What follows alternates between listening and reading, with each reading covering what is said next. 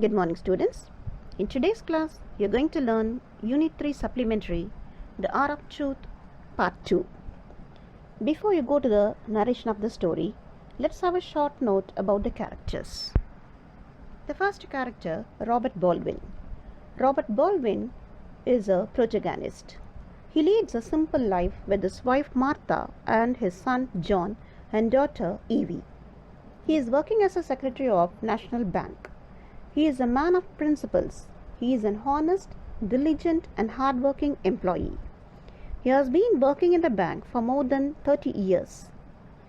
Though he is a middle-aged man, he is a man of virtues. He is kind and loyal to others. He was very close to Grisham, the owner of the bank. He is not ready to make any kind of compromise with his morality. The next character, Martha.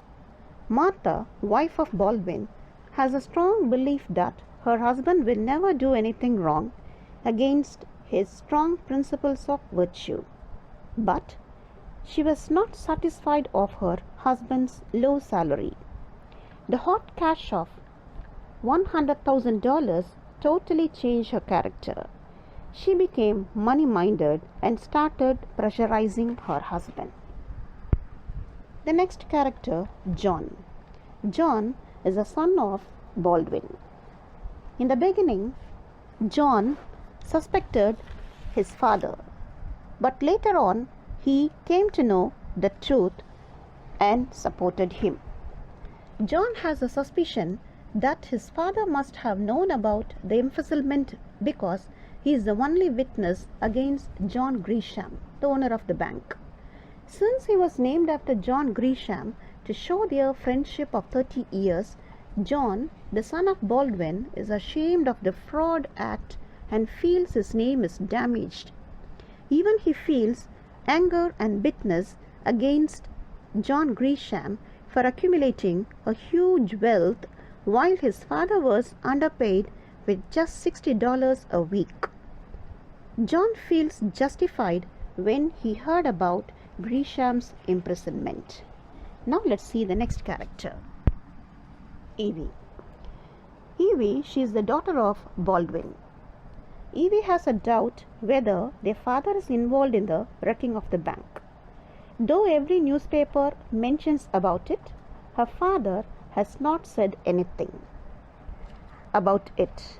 Martha, her mother and wife of Baldwin, assures her that the newspapers are unfair to Baldwin. She is very sure that Baldwin will never stoop so low in his character, and even though he is directly following the orders of Grisham, but a little speck of doubt grows in their mind. The next character, Mr. Marshall, President of the Third National Bank. He is a man of justice. He understands the situation and helped Baldwin by offering a job in his bank, the Third National Bank, thus rewarding Baldwin for his uprightness. The next character, John Grisham. John Grisham is a negative character in this play. Mr. Grisham is the president of a national bank. He is corrupt from the beginning. He is really a true representative of the new American. He has a strong attachment with money. He misappropriates money from his own bank. His attitude towards money is really selfish. He is ready to do anything for hiding his corrupted nature. He is ready to give and take bribes.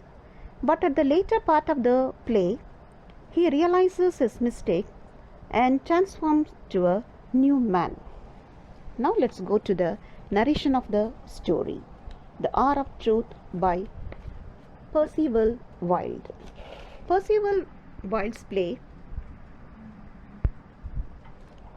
The Hour of Truth, is an intense psychological study of human. It portrays the corrupting influence of money on people's value system. The play explores greed from different angles.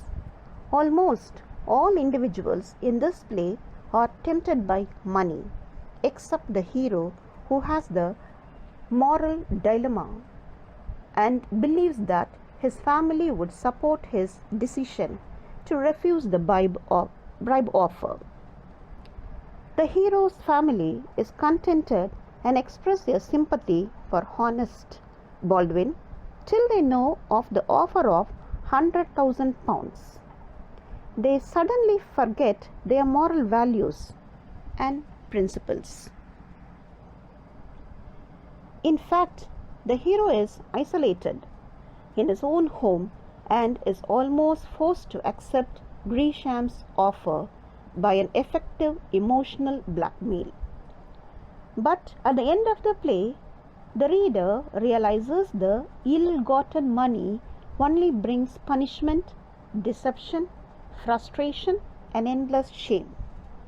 The play becomes didactic in the end by rewarding the just and exposing the unjust ones. We can see the battle between morality and selfish greed in the characters of Mr. Robert Baldwin, the governor of a private bank, and the bank president, Mr. John Grisham. Mr. Baldwin represents an ordinary American man. He works hard for a living. His salary is very moderate. He never complains. Even he never asks for a raise in salary. When Mr. Grisham, Baldwin's boss, is found misappropriating the bank's money, the relationship between Baldwin and him changes.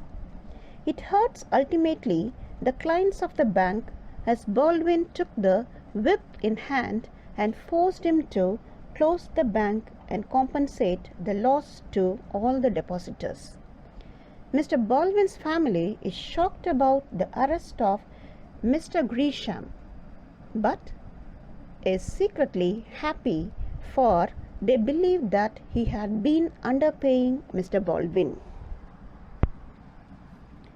After the arrest, Grisham falls further below in Baldwin's estimate as he offers him $100,000 to say, "I don't remember." Just the 3 words, "I don't remember," for which he is ready to pay $100,000 for all technical questions. Though Baldwin does not openly deny the offer, the body language tells him that no amount of money would influence Baldwin to tell a lie. He believes his family will stand by his ethically correct decision. Unfortunately, it was not so. After this offer, his virtuous family members change their opinions. When they hear about the huge amount of bribe, $100,000, they try to persuade Robert to tell those 3 words, "I don't remember." Thus it can be seen how money changes the people's values. The values are lost in front of money. Mr. Grisham feels ashamed at the end of the play. He is forced to confess his crime. This story ends with a positive note. Honesty is rewarded in the end. Robert Baldwin's honesty and integrity fetches him a dignified job in the Third National Bank owned by Marshall. So, Baldwin, he proved that honesty is paid at the end. In the end of the play, Mr. Grisham had admitted his guilt, as he knew that Baldwin, being an honest and upright man, would never give false testimony, and thereby Mr. Marshall offers Baldwin with a job at his bank, the Third International, for his deep morality and honesty. Values highlighted in the plays are honesty, loyalty, uprightness, straightforwardness, faithfulness, diligent, hardworking, and friendship. So, my dear children, money alone is not life. So, values only can uplift a man in his life. Thank you, children. We'll meet in the next class. Thank you.